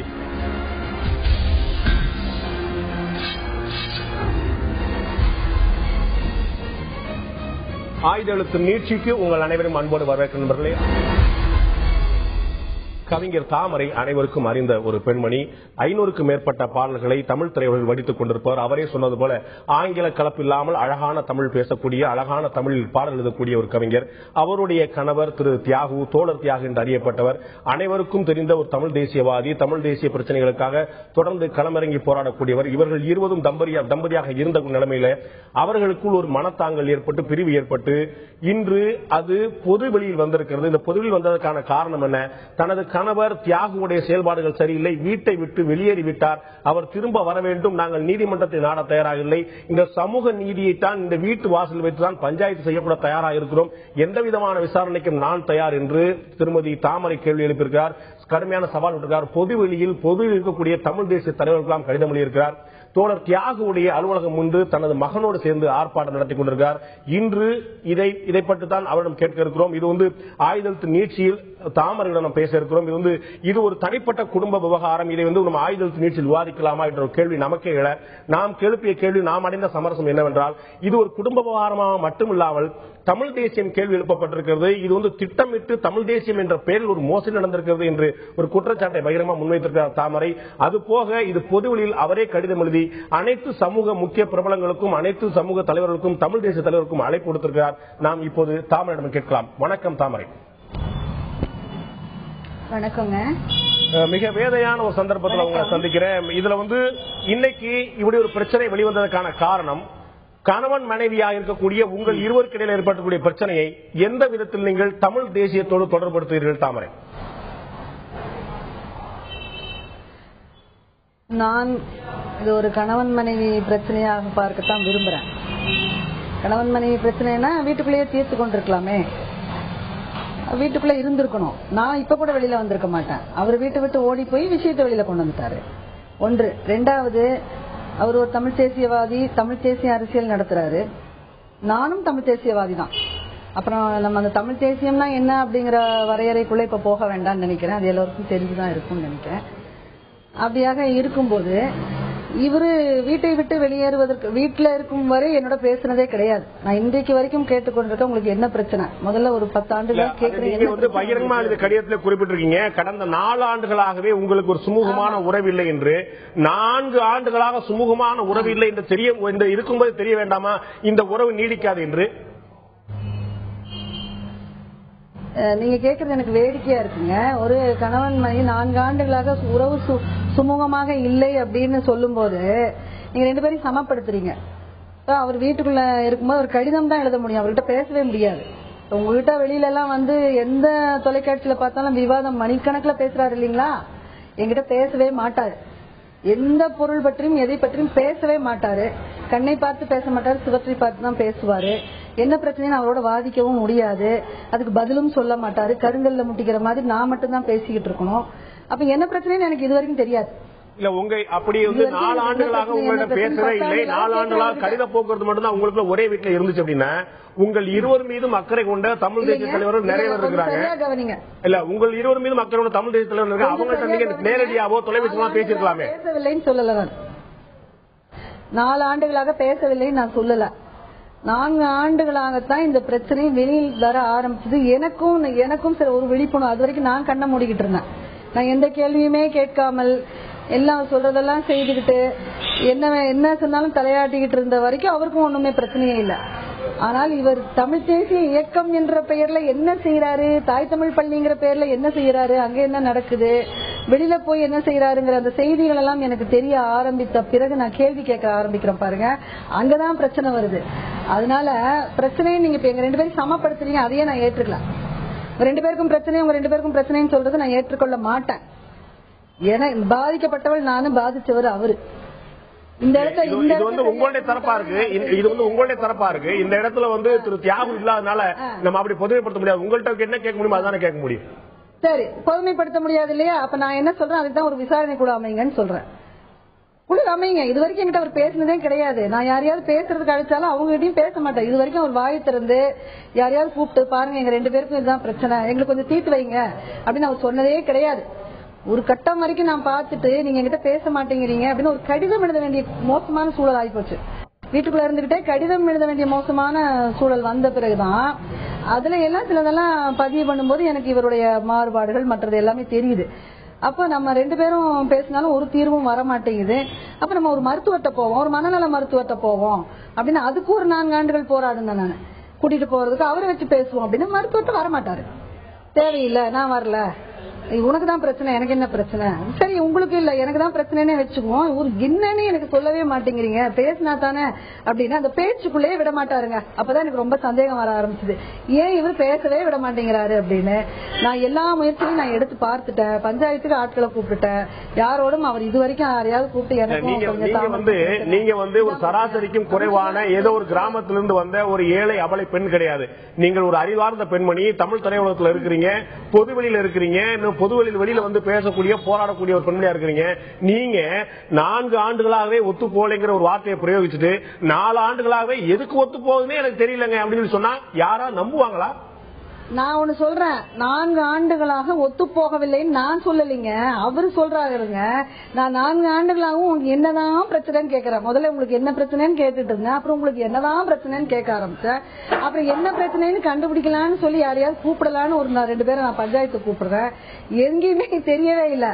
அவரு முன்வைக்கிற அவர் என்ன பிரச்சனைன்னு அவர் முன்வைக்கிறாருன்னா புரட்சிகர அரசியலுக்கு அவர் முழுமையா தன்னை ஒப்படைச்சிட்டு போறாராமா, அதுக்கு குடும்பம் தடையா இருக்குதான். இதுதான் அவர் எனக்கு சொல்ற காரணம். அப்பதான் எனக்கு சந்தேகம் ரொம்ப வலுப்படுது. நிறைய சம்பவங்கள் நடந்து போச்சு. சந்தேகங்கள் உங்களுக்கு வருதுன்னு சொன்னீங்க. நீங்க சொல்றீங்க 30 ஆண்டுகளாக புரட்சி பண்ணிட்டு இருக்கிறாருன்னு சொல்றாரு. அப்படி என்ன புரட்சி பண்ணிருக்காருன்னு எனக்கு தெரியல சொல்றீங்க. 20 ஆண்டு காலமாக அவரோட கொடுத்து நடத்திட்டு இருக்கிறீங்க, 94 இருந்து அவரோட இருந்துட்டு இருக்கிறீங்க. 30 ஆண்டுகளா அவர் என்ன புரட்சி பண்ணாரு உங்களுக்கு இன்னைக்கு சந்தேகம் வந்ததா? 94 இருந்து இது வரைக்கும் 20 ஆண்டுகள்ங்க. 94 நான் அவரை அறிகிறேன். 20 ஆண்டுகளாக அவரை நான் பார்த்துட்டே இருக்கிறேன். அதுதான் என்னுடைய கேள்வி கூட. 30 ஆண்டுகளாக அவர் என்ன புரட்சி செய்தார்னு கேள்வி எழுப்பிருக்கீங்களே, 20 ஆண்டுகளுக்கு முன்னால் சந்திச்ச போது அவர் என்ன புரட்சி செஞ்சிருந்தாரு உங்களுக்கு தெரியலையான்னு கேக்குறேன். தெரியுங்க, அவர் இந்த மாதிரி புரட்சி எல்லாம் செஞ்சிருக்கிறாருன்னு நம்பித்தானே அவரோட பழகவே ஆரம்பிச்சிருக்கேன். அன்றையில இருந்து இன்றைக்கு வரைக்கும் நான் புரட்சி செய்ய போறேன் 20 ஆண்டுகளாக சொல்லியிருக்காரு. நான் உங்ககிட்டயே கேட்கிறேன், இந்த 20 ஆண்டுகள் அவர் என்ன புரட்சி செஞ்சிருக்காரு நீங்களே சொல்லுங்க. கூடவே இருந்தீங்க, அவருடைய தமிழ் தேசியம் தான் உங்களை ஈர்த்ததுன்னு சொன்னீங்க. அவருடைய தமிழ் தேசியத்துக்காக தான் என்னை அவர் அடைஞ்சாருன்னு சொல்றீங்க. நீங்க தான் சொல்லணும் இல்லையா? உங்களுக்குள்ள இருக்கக்கூடிய குடும்ப விஷயங்களும் நாங்க எப்படி தெரிஞ்சுக்க முடியும்? அவர் என்ன அவருடைய தமிழ் தேசியத்துக்காக தான் என்னை அடைஞ்சாரு நான் சொல்லல. நீங்க சரியா படிக்கல அந்த கடிதத்தை. என்னுடைய தமிழ் பற்றை, என்னுடைய தமிழ் மொழி பற்றையும் இனப்பற்றையும் குறிவைத்துத்தான் அவர் என்னை அடைந்தார்னு சொல்லியிருக்கேன். கடிதத்தை படிச்சு பாருங்க. கடிதத்தை படிச்சு பாருங்க. சொல்லுங்க. அப்படி சொல்லல நானு, அப்படியெல்லாம் இல்ல. நீங்க கேக்குறது தவறான கேள்வி. அவரு ஒரு புரட்சியாக ஒரு நல்ல ஒரு சுவர்ப்பு சித்திரங்கள் எழுதும் போது அவரை பற்றி மிக உயர்ந்த மதிப்பு எனக்கு இருந்தது. அவரு பேசும்போதும் அதே மாதிரிதான் பேசுவாரு. இதை பண்ண போறோம், ஒரு நல்ல தமிழ் சமூகம் அமைக்க போறேன், அதுக்காக நிறைய பாடுபடும், வாழ்க்கையே அதுதான் அப்படிலாம் சொல்றது உண்மையிலேயே என்னை கவர்ந்தது. அப்ப நீங்களும் தமிழ் சமூகம், எனக்கும் அதே தானே கனவு. அப்படி நானும் அதுல வந்து ரொம்ப விரும்பிதான் நான் செய்தேன். ஏங்க, விரும்பி அவருடைய பணிக்கு முழுமையா இருக்கிறதுனால தானே பல பேர் அவரை பார்த்து பிரமிச்ச போது நான் ஒரு படி மேல போய் கல்யாணமே பண்ணிக்கிட்டேனே. அப்படிப்பட்ட நான் தானே கேள்வி எழுப்புறேன். இல்ல, இந்த கேள்வி எழுப்பக்கூடிய நீங்க பொது தளத்துல பேசுறதுக்கு முன்னாடி மற்றவர்கள் அணுகுனீங்களா? மற்ற தலைவர் என்ன சொன்னாங்க? நிறைய உங்க 2 பேர் மீது அக்கறை கொண்டவங்க நிறைய பேர் இருக்கிறாங்க. அவங்க யாருமே பேச மறுத்துட்டாங்களா இதை பற்றி? ஆமாம், நான் எல்லாரையுமே அணுகினேன். 2012 ஒரு முறை வீட்டை விட்டு ஓடினாருங்க. அந்த செய்தி உங்களுக்கு தெரியுமான்னு எனக்கு தெரியல. 2012 ஒரு முறை வீட்டை விட்டு ஓடி விட்டார். அதற்கான காரணத்தை நான் இங்க பொதுவெளியில இப்ப வச்சு நான் உங்ககிட்ட சொல்ல போறது இல்லை. உண்மையிலேயே என் வாயால நான் அதை சொல்ல விரும்பல. ஆனால் இவர் வீட்டை விட்டு வெளியில போனதுனால அந்த செய்திகள் எல்லாமே பத்திரிகையில வந்துருச்சு. வந்தது மட்டுமல்ல, அதுல இருந்து வந்ததெல்லாம் ரொம்ப குறைவு. உண்மையில அதுல இருந்தது மிக அதிகம்ங்கிறது தெரியும் போது நான் ரொம்ப அதிர்ச்சி அடைந்தேன், பேரதிர்ச்சி. அப்ப அந்த 2011 வரைக்கும் எனக்கு பல கேள்விகள் இருந்தது. பாருங்க, என்ன நடக்குது, ஏன் இப்படி நடக்குது, என்ன சுத்தி என்ன நடக்குது, புரியவே இல்லையே, இவர் ஏன் பேச மாட்டேங்க, இவருக்கு என்ன, அந்த கேள்விகளுக்கெல்லாம் எனக்கு 2012 இவர் வீட்டை விட்டு ஓடும்போது எனக்கு நல்லா தெரிஞ்சு போச்சு இது என்ன விவகாரம். அது வரைக்கும் நான் கண்ண மூடிட்டு இருந்திருக்கேன். அப்ப அந்த நேரத்துல நான் என்ன பண்ணேன், அப்ப கூட நான் ஊடகங்களுக்கு போகவே இல்லை. என்னுடைய இந்த மாதிரியான ஒரு சொந்த வாழ்க்கை அல்லது என்னை பற்றின ஒரு பிரச்சனை ஊடகங்கள் மூலமாக அலசப்பட வேண்டும்ங்கிறது எனக்கு துளி கூட விருப்பம் கிடையாது. நான் என்னைக்குமே கேமரா முன்னாடி நிக்க ஆசைப்பட்ட ஆள் கிடையாது. எனக்கு மேடைக்கு வரவும் பிடிக்காது, பொதுவெளிக்கு வரவும் பிடிக்காது. ஆனால் அந்த நேரத்தில் அவர் ஓடிட்டதுனால அவரை திருப்பி கொண்டு வர்றதுக்காக நான் சில தமிழ் தேசிய தலைவர்கள் நல்ல உயர்மட்டத்தில் உள்ள எல்லோரும் அறிந்த பண்புள்ள தலைவர்களை சந்திச்சு சொன்னேன். இந்த மாதிரி இப்படி ஓடி போயிட்டாருங்க, நான் என்ன கேள்வி கேட்பேன், என்ன பதில் சொல்லுவேன், உலகத்துக்கு என்ன பதில் சொல்லுவேன், எல்லாரும் கேட்கறாங்க, என்கிட்ட பதில் இல்லை அப்படின்னு சொல்லும் போது அவங்களும் அதை ஏற்றுக்கொண்டு ஒரு முக்கியமான ஒரு தலைவர் வீட்டுல அவரை அழைத்து பேச வச்சு அவருக்கு அறிவுரை கூறி வீட்டுக்கு அனுப்பினாங்க. வீட்டுக்கு வந்துட்டாரு. ஆனால் அவர் தன்னுடைய நடவடிக்கைகளை மாற்றிக்கொள்ளவே இல்லை. அது மீண்டும் தொடர்ந்தது. மீண்டும் ஒரு ஆண்டாக அது தொடருது. அப்ப நான் என்ன பண்ணேன், மீண்டும் அந்த தலைவர்கள்கிட்ட அதை சொல்ல முயற்சி பண்ணேன். பாருங்க, உங்க பஞ்சாயத்துல நல்லா தலைய ஆட்டிட்டு வந்தாரு, சரி சரி. ஏன்னா அந்த தலைவர்கள் சொன்ன ஒரு முக்கியமான வார்த்தை என்னால் இப்பவும் மறக்க முடியாது. தியாகு, இது உங்க குடும்ப வாழ்க்கை, உங்க குடும்ப பிரச்சனை தொடர்பானது மட்டுமல்ல, இது நம்முடைய தமிழ் தேசிய அரசியல், தமிழ் அரசியல் தொடர்பானதும் கூட. அதற்கு களங்கம் விளைவிக்கிற மாதிரியான ஒரு செயல் இது. அதனால தயவு செய்து வீட்டுக்கு திரும்பி போயிருங்க அப்படின்னு சொல்லி அனுப்பிச்சு வச்சாங்க. நல்ல ஒரு குடும்பத்துல விவாகரத்தோ ஒரு குடும்பத்துல மனமுறிவோ ஏற்பட்டால் தமிழ் தேசியத்துக்கே ஏற்பட்ட இழிவா மாறிடுமா என்ன? அது மாறாது. அப்படி மாற வேண்டிய அவசியம் கிடையாது. ஆனா இவங்க தமிழ் தேசியம்னு பேசி பேசி பேசி ஒரு மனமுறிவுங்கிற ஒரு இடத்துக்கு கொண்டு வந்து வச்சுட்டாங்களே, அது என்னன்னு கேக்குறேன் நானு. ஏங்க, ஒரு தமிழ் தேசியம்னா என்னங்க, தமிழ்னா என்னங்க, தமிழர் பண்பாடுனா என்னங்க? நினைச்சா வருவாங்க, நினைச்சா கல்யாணம் பண்ணுவாங்க, நினைச்சா விட்டுட்டு போவாங்க. இதான் தமிழ் தேசியமா நான் கேட்க மாட்டேனா? இவர் எங்க எப்ப எடுத்தாலும் ஒரு ஒரு முக்கியமான குரலை சொல்லுவாரு எல்லா மேடைகளும். அன்பும் அறனும் உடைத்தாயின் இல்வாழ்க்கை பண்பும் பயனும் அது அப்படின்னு ஒரு பொண்ணை அடையும் போது இந்த குரலை சொல்லுவாரு. அந்த பொண்ணை விட்டு விளையாடும் போது அந்த இன்னொரு குரல் இருக்கு, இல்லாதார இல்வாழ்க்கை பாம்போடு உடன் உடைந்தாச்சுன்னு ஒரு இது இருக்கு. ரெண்டு கணவன் மனைவிக்கு உறவு சரியில்லைன்னா அது ஒரு பாம்போட ஒரு குடிசைக்குள்ள வாழ்ற மாதிரி ஒரு குரல் இருக்கு. அந்த குரலை சொல்லிடுவாரு. ரெண்டு குரல் நல்லா எப்பவுமே சொல்லுவாரு. சேரணும்னா இந்த குரல், பிரியணும்னா இந்த குரல். இது குரலை பயன்படுத்துறாங்க, வள்ளுவத்தை பயன்படுத்துறாங்க. எல்லாம் கணவன் மனைவி எல்லாம் அப்புறம் எல்லாரும் குடும்பமாக சேர்ந்து அரசியல் ஈடுபடணும்னு மேடையில பேசுறாங்க. குடும்பமாக சேர்ந்து அரசியல் ஈடுபட்டாலும் இந்த பிரிவுக்கு பிறகு கூட, இந்த தற்காலிக பிரிவு கூட நீங்க விவாதத்துக்கு நான் சம்மதிக்க முடியாது, நீங்க வீட்டுக்கு அவர் திரும்பி வரணும், இங்க எல்லாம் பஞ்சாயத்து பண்ணது சொல்றீங்க. மனமுறிவு ஏற்பட்டு விட்டது, உங்களுக்கு அவருக்கு ஒரு பிளவு ஏற்பட்டிருக்குங்கிறது நிதர்சனமா தெரியக்கூடிய நிலைமையில விவாதத்து பண்ணிட்டு போய் அமைதியா பிரிவு சரியா இருக்கும். இதுல திரும்ப நீங்க பஞ்சாயத்து பண்ணணுங்கிற விஷயம் நோக்கம் சரியானதா இருக்கு ஏங்க? அதைய என்னங்க யாருங்க சொல்றது? நான் ஏற்கனவே ஒரு மனமுறிவுல இருந்து வந்த பெண்ணு. நானு ஏற்கனவே மனமுறிவுல இருந்து மனம் உடைந்து நின்று நான் பாட்டுக்கு என் வழிய பாத்துட்டு போயிருப்பேன். நீயும் தமிழுக்காக, உன்னுடைய முதல் வாழ்க்கையும் நல்லா இல்ல, என்னோட முதல் வாழ்க்கையும் நல்லா இல்ல, நம்ம ரெண்டு பேரும் தமிழுக்கு பாடுபடணும், வா நம்ம ரெண்டு பேரும் சேர்ந்து வாழ்க்கை அமைக்கலாம்னு கூப்பிட்டவர் இவரு. கூப்பிட்டுட்டு மறுபடியும் இன்னொரு மனமுறிவுக்கு கொண்டு போய் தள்ளுறது என்ன நிச்சயம்? எனக்கு மனமுறிவு, ஒரு கல்யாணம் பண்றது, அதை விட்டுட்டு போறதுதான் எனக்கு வேலையா? எனக்கு வேற வேலையே இல்லையா? இந்த தமிழ் சமூகத்துல நீங்க என்ன வேணாலும் சொல்லுங்க, எத்தனை பெண் உரிமை வேணாலும் பேசுங்க, ஆணுக்கு ஒரு நியாயம் பெண்ணுக்கு ஒரு நியாயம் தான். இவர் வெளியே போய் இன்னும் ஒரு 10 திருமணம் கூட பண்ணிக்கலாம். நீங்க இன்னும் 10 நிகழ்ச்சி கூட கூப்பிட்டு உட்கார வச்சு தட்டுல மரியாதையை கொடுத்து இது பண்ணுவீங்க. நான் ஒரு திருமணம் பண்ணிட்டு இந்த 2வது திருமணத்துக்கு எத்தனை அவமானங்களை நான் சந்திக்க வேண்டும் தெரியுமா உங்களுக்கு? இல்ல, ஒருவேளை உங்களுக்கே தெரியும், ஏற்கனவே அவர் சமரசம் செய்யப்பட்ட கூட திரும்ப 2வது முறையாக சென்று விட்டான்னு சொல்றீங்க. நாளைக்கு ஒருவேளை மீண்டும் சமரசம் செய்யப்பட்டு வந்தா கூட திரும்ப ஒத்து போக முடியுமா என்ன? அதுதானே கேள்வி. அது அடுத்த கேள்வி இல்ல. முதல்ல நான் ஒண்ணு புரிஞ்சுக்கணும். நான் என்ன சொல்றேன்னா, வீட்டை விட்டு ஓடுவது ஒரு சரியான வழிமுறை அல்ல. அதனால முதலாக நான் வைக்கிறதும் வீட்டை விட்டு வெளியில போனோம், வீட்டுக்கு திரும்பணும். அதான மரியாதை. அப்பதானே உங்களுக்கு பேசுறதுக்கான ஒரு சூழ்நிலையும் ஏற்படும். இவர் வீட்டை விட்டு எங்கேயோ போய் உட்காந்துக்கிட்டு அங்க இருந்து நான் நீதிமன்றத்தை நாடுவேன் சில பேர்கிட்ட, இல்ல நான் நீதிமன்றத்தை நாட மாட்டேன் சில பேர்கிட்ட, இப்படி ஆளுக்கால பேசிக்கிட்டு இருந்தா என்ன அர்த்தம்? அது உங்களுடைய கோபம் திரு தியாகு மேல இருக்குது, நியாயமா புரிந்து கொள்ள முடியுது. ஆனா தமிழ் தேசியம் மீதே அந்த கோபம் போகுது அப்படிங்கிற மாதிரி அவர் வெளியில இருந்துட்டே விவாதத்தை தயார் சொல்றாரு. இஸ்லாமியர்கள் முறையில தலாக் இருக்கிற மாதிரி இதனா தமிழ் தேசிய தலாக்கான ஒரு கேள்வி எழுப்பியிருக்கீங்க. ஆமாங்க. இப்ப நான் கேக்குறேன், நான் சொல்றேன், இது வரைக்கும் சொல்றேன், என்ன பிரச்சனைன்னு என்கிட்ட பேசவும் மாட்டேங்கிறாரு, யாரையும் பஞ்சாயத்துக்கு அவரும் கூப்பிட மாட்டேங்கிறாரு, நான் யாரையாவது கூப்பிடணும்னு முயற்சி பண்ணா அதுக்கு ஒத்துழைக்கவும் மாட்டேங்கிறாரு, எதுவுமே சொல்லாம திடீர்னு வீட்டை விட்டு ஓடுறாரு. ஓடிட்டு பஞ்சாயத்து பேச அப்பவும் ஒரு சிலர் போய் பேசிருக்காங்க, இல்லைங்க உங்களோட பேச நான் தயாரில்ல, நான் எல்லாத்தையும் நீதிமன்றத்துல தீர்த்துக்கிறேன்னு அவங்கள பேசவும் விட மாட்டேங்கிறாரு. அப்ப எந்த வெளியுமே கிடையாது எனக்கு என்னுடைய நியாயங்களை சொல்வதற்கோ, இவர் என்னதான் பிரச்சனைன்னு கண்டுபிடிச்சது சொல்றதுக்கோ பேசுறதுக்கோ அலசுறதுக்கோ எந்த இடமுமே இல்லை. இடம் கொடுக்க மாட்டேங்கிறாரு. நான் கொடுக்கறேன், நான் பிரச்சனையை நான் ஏற்படுத்தல, பிளவை நான் ஏற்படுத்தல.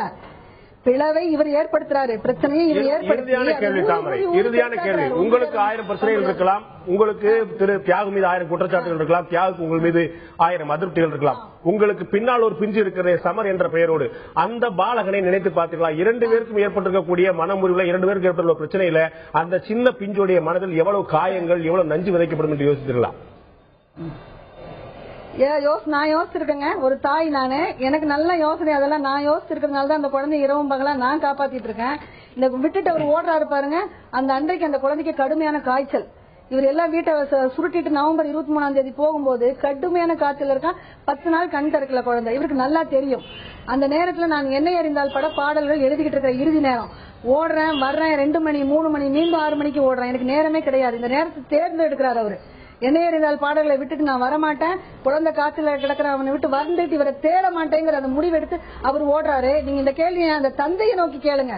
தாய் நான் தான் வளர்த்திருக்கேன், 12 வயசு வரைக்கும் நான் தான் வளர்த்திருக்கேன், கண்ணுக்குள்ள பொத்தி வளர்த்திருக்கேன். அதனால நீங்க யாரும் எனக்கு தாய் பாசத்தை பத்தியோ அந்த குழந்தைக்கு என்ன ஆகும் மனக்காயம் என்ன ஆகும் நீங்க யாருமே எனக்கு பாடம் எடுக்க வேண்டிய அவசியம் இல்லை. எந்த தாய்க்கும் எந்த ஆணும் பாடம் எடுக்க வேண்டிய அவசியம் கிடையாது. தாய்மார்களுக்கு தெரியும் குழந்தை எப்படி பாத்துக்கிறதுன்னு, தாய்மைனா என்னன்னு எந்த தந்தைக்கும் தெரியாது. நன்றி திருமதி தாமரை, உங்களுடைய கருத்துக்களை எங்களோட பகிர்ந்து உங்களுடைய வேதனை எங்களால் நிச்சயமா புரிந்து கொள்ள முடிகிறது. உங்களுக்கு அறிவுரை சொல்வதல்ல எங்களுடைய நோக்கம். உங்களுடைய வேதனை ஒருதலைபட்சமா இருக்கிறதா, நியாயமானதா இருக்கிறதா என்று புரிந்து கொள்ளக்கூடிய முயற்சி தான். நன்றி, இவ்வளவு நேரம் உங்களுடைய கருத்துக்களை பகிர்ந்து கொண்டதுக்கு. பார்த்த நேயர்களுக்கும் நன்றி நண்பர்களே. மீண்டும் இன்னொரு நிகழ்ச்சி சந்திப்போம். அதுவரை நன்றி, வணக்கம்.